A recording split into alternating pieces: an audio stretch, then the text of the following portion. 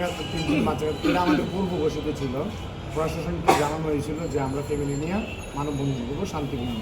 তো ফ্যামিলিতে যে নিয়ে আসছি, প্রশাসনের কাছে কি নারী কর্মী ছিল না?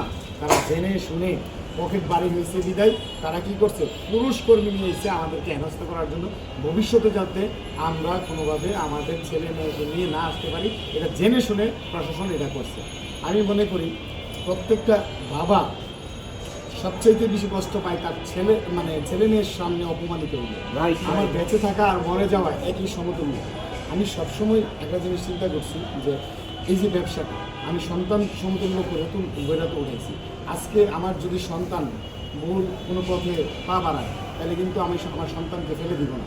আমি আমার সন্তানকে রাইট থেকে আনার জন্য আমি তাকে টেনে হিস্ট্রি হইল এদিকে আনতে চাবো। যেমন আমার ব্যবসাটা আমার সমতুল্য। এই কারণে MEIR কি এটা কিন্তু আমি জানি।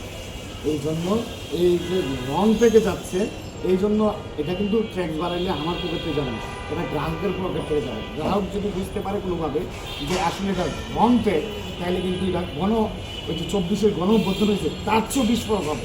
কারণ আমার টাকাতে আমি ফোন কিনবো, ব্যাড ট্যাক্স আমি দিব, আরেক থার্ড পার্সনের অ্যাক্সেস দিব। বাংলাদেশ ব্যাংকের মতো জায়গায় 8,000 কোটি টাকা উধাও হয়ে যায়, আর আমার যে ব্যাংক অ্যাপস থাকে এটাতে এবং ব্যক্তিগত তথ্য থাকে, এটা যে উধাও হবে না বা আমি ক্ষয়ক্ষতি হব না, সেই দায়ভার কি সরকার নিচ্ছে কিনা এটা আমার বোধগম্য নেই। এবং যেই সার্ভার BTRC বললো যে আমার কাছে কিচ্ছু নাই, তাহলে এই BTRC রেখে কী করবো দেশ? সরকার বলে যে আমার কাছে কোনো তথ্য নাই, ডাটাবেস নাই, আমার সব তথ্য অন্য দেশে। তাহলে মানলাম আপনার কাছে না থাকলে আপনি পরিকল্পনা করেন, সাজান এবং সব কিছু ট্রায়াল দিয়ে তারপরে এটা পরিকল্পনা এক্সিট করেন।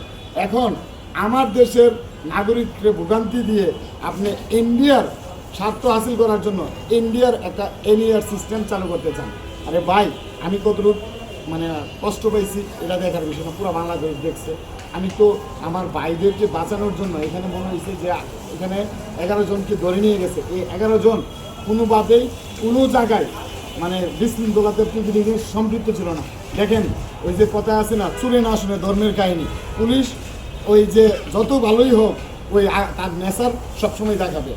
আর একটা কথা কি, ওই যে চুরের মন পুলিশ এই যে আমাদের 11 জনকে নিয়ে গেছে, তারা